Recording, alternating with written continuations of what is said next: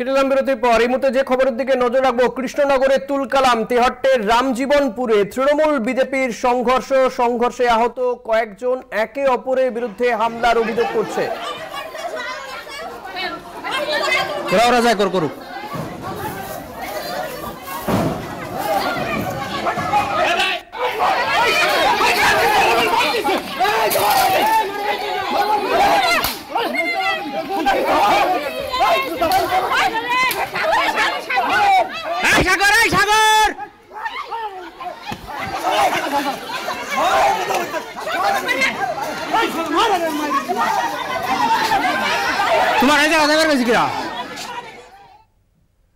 আপনারা শুনতে পেলেন এবং সেখানকার যে পরিস্থিতি দেখতেও পাচ্ছেন, বাঁশ নিয়ে একে অপরের বিরুদ্ধে তেড়ে যাচ্ছে কৃষ্ণনগরের তেহট্টে ঘটনা। সুচন্দ্রিমা রয়েছেন। সুচন্দ্রিমা, কি করে পরিস্থিতি এমন পর্যায়ে পৌঁছলো? দেখো, আমি এখন তেহট্টের রামজীবনপুরে সেই গ্রামেই এখন রয়েছি, যেখানে 206 এবং 207 নম্বর বুথে হঠাৎ করেই উত্তেজনা শুরু হয়ে যায়। তবে এই গ্রামে যেখানে এসে কথা বলতে লাগলাম যে এখানকার সমস্যাটা কি, কেনই বা এই ধরনের গোষ্ঠী সংঘর্ষের পরিস্থিতি আসছে। কারণ তৃণমূলের দিকে তোলা যে অভিযোগ বিজেপি করছে, তৃণমূল বলছে এটা বিজেপি আদি এবং নব্যের মধ্যে ঝামেলা। কিন্তু এখানকার মহিলারা তারা খুব ক্ষুব্ধ। সাধারণত মহিলাদের উপস্থিতি ভোটকেন্দ্রের বাইরে এতটা ক্ষোভের কারণ তাদের কি, সেখানেই তাদেরকে জিজ্ঞেস করা ভালো।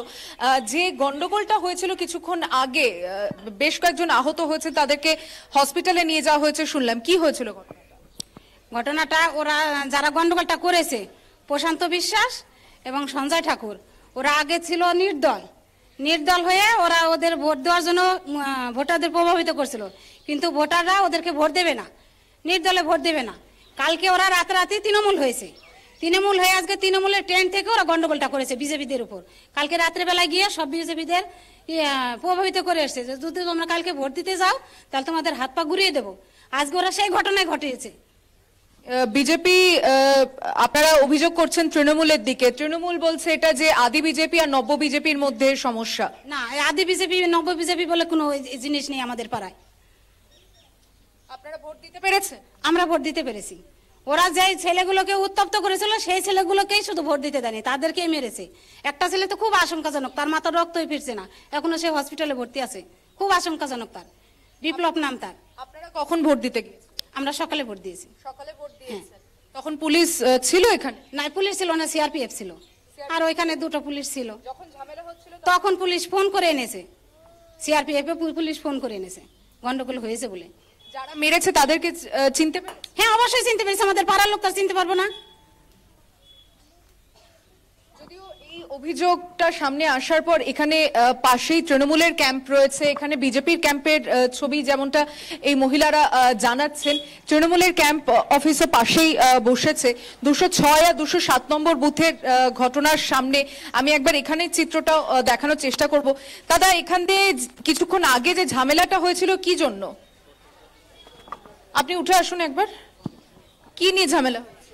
আমি তো ওখানে যাইনি, আমি ওখানে থেকে আসলেন। দূরত্ব 50 মিটারও দূরত্ব। আমি একটা কথা বলি, আপনারা এইমাত্র যার সাক্ষাৎকার নিয়ে আসলেন তিনি বুথ সভাপতি, বিজেপির বুথ সভাপতির মা। সে সভাপতি তার পক্ষে কথা বলবে।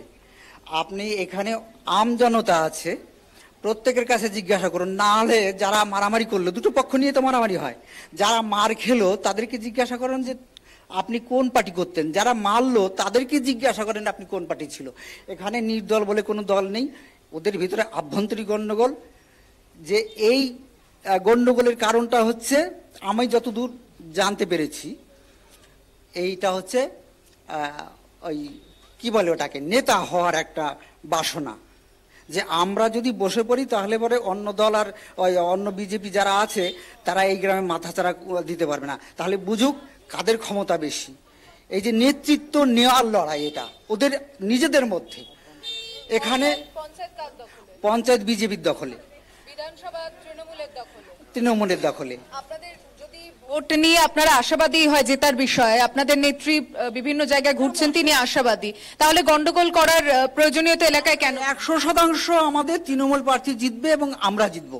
আমাদের এখানে গন্ডগোল করার কোনো প্রশ্নই আসে না। তাহলে হলো কেন গন্ডগোল? তো হয়েছে, মাথা তো ফেটেছে, রক্ত ঝরে। এটা কি করে বলতে পারি বলুন? তবে গন্ডগোল হয়েছে চোখের সামনে, যেটা নেতৃত্বের লড়াই, যে আমি নেতৃত্ব পেতে চাই। আপনারা ছিলেন তো? হ্যাঁ ছিলাম। বিজেপির মধ্যে গন্ডগোলটা হয়েছে, বিজেপির মধ্যে, বিজেপির মধ্যে গন্ডগোলটা হয়েছে। শুনুন না, আমি সবচেয়ে বলছি যারা মার খেলো বা যারা মারলো তাদেরকে জিজ্ঞাসা করুন যে তুমি কোন পার্টি করতে, ওরাই বলে দেবে যে আমরা। হ্যাঁ, তারা সম্পূর্ণ বিজেপি, না না না না, কোনোদিনও দলের ছিল না, এরাই নেতৃত্ব দিত বিজেপির। সেই নেতৃত্ব খোয়া যাওয়ার ভয়তে বা এর একটা ইয়ে চলছে, ওদের মধ্যে ইগোর লড়াই চলছে যে আমরাই বিজেপিকে নেতৃত্ব দেবো, আমরা নেতা সাজবো। এই নেতা হওয়ার লড়াই এটা। এখানে দেখলাম যে